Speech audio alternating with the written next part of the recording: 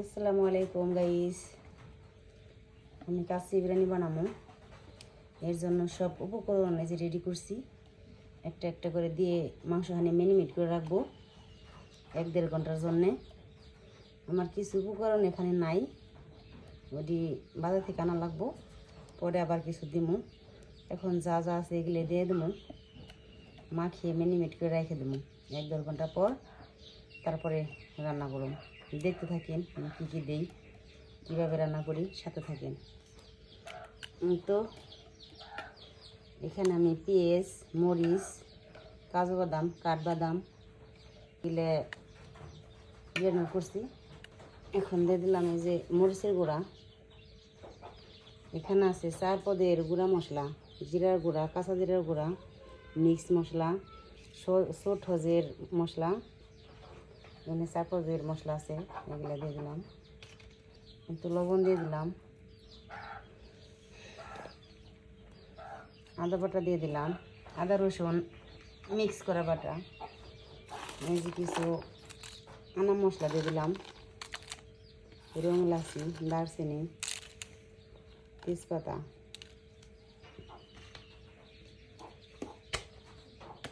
এখন দিয়ে দেবো একটু সস। এইটি আমি বানাইছি বাড়িতে, টমেটো কিনে এনে ফ্রিজে রাখা হয়েছে, দেখে জমে গেছে। এখন দিয়ে দেবো ওরা পেঁয়াজ বেরেস্তা, সয়াবিন তেল সাদা। এগুলো দিয়ে আমি এখন মাখিয়ে রাখবো। মিনিমিট করা শেষ। এখন আমি 1-1.5 ঘন্টার জন্য রেখে দেবো। আমার কিছু উপকরণ বাকি আছে, ওগুলো আনা হবে পরে। 1-1.5 ঘন্টা পরে আবার মাখিয়ে তারপরে রান্না বসায় দেবো। ইনশাল্লাহ সাথে থাকবেন, দেখবেন কিভাবে রান্না করি। এখন আমি দই দিয়ে দিতেছি। এটি আমার আসছিল না বাসায়, বাজার থেকে নিয়ে আসছে, এখন দিয়ে দিলাম। তারপর আরও কিছুক্ষণ রাখুন। সয়া সস, এটা মুখে লাগাও, পড়ে যাবে আবার। এই যে কেওড়া জল দিয়ে আর একটু মিনিমিট করে রাখুন। এদিকে চাল সিদ্ধ বসাই দেবো। কাচ্চি বিরিয়ানির মশলা দিয়ে দিলাম।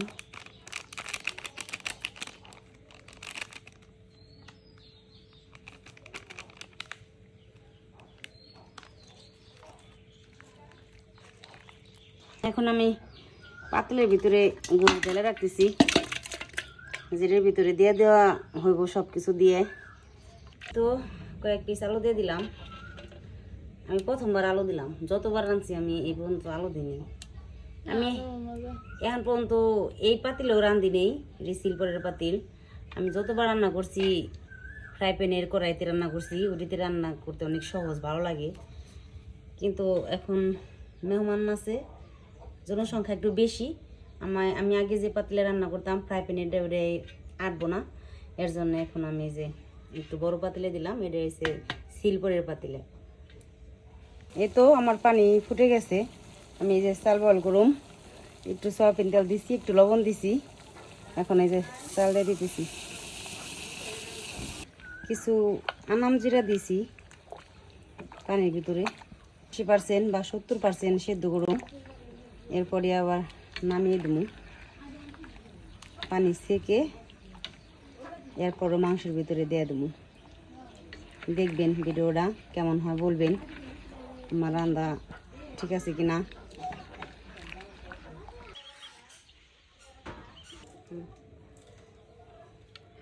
এই তো এখন আমি গোছের ভিতরে চাল দিয়ে দিছি, হাফ সিদ্ধ করছি 70%-এর মতো। সবটি দিয়ে সুন্দর করে সাজায় তারপরে হচ্ছে কি আরও উপকরণ আছে, ওগুলো দিয়ে দেবো। দিয়ে দিতেছি কিছু কিছু কিশমিশ দেবো, কিছু কাঁচামরিচ দেবো ফ্লেভারের জন্য। আমি এই পাতিলে এখনো বানাইনি, জানি না কেমন হবো, আল্লাহ জানি ভালো করে দেয়, মাংস মানে রাখি।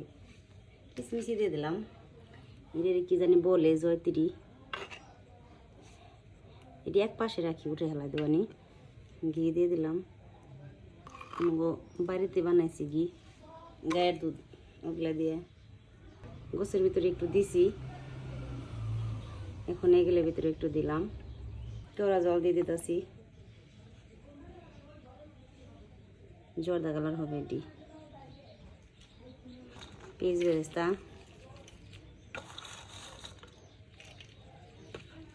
এখন দুধ দিয়ে দিলাম, সব কিছু দেওয়া শেষ, এখন ঢেকে দেব, আটা দিয়ে লাগিয়ে দেব,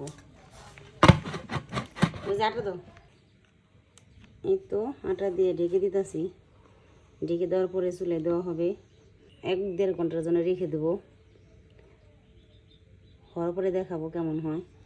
এখন আমি পাতিলা দিয়ে দিলাম চুলার উপরে, 1-1.5 ঘন্টা লাগবে সময়।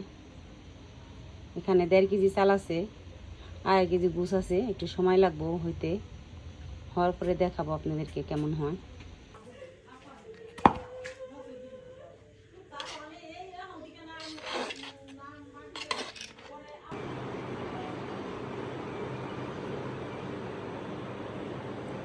না ঘুমানো যাবে না, ভাই আপনি মরে না থাকলে না না মরে গেলে মরে না গেলে না ভাই আমি দাওয়াত চাইছি একটু আগে ভাই ভাই ভাই ভাই ভাই ভাই এই যে বাড়া ভাই ভাই ভাই ভাই মনে দিলে অন দিন না তাই দিন না দিন এই তুই বাইরের মানুষ নয়, আমি তো ব্যক্তি দেখতেছি তুই ব্যক্তি খা, তুমি সবারে দেওয়ার সব খাও। দিক দে আর খা, এটা ঘুরে লাভের কইছি। হ্যাঁ আরো আছে, সমস্যা নাই।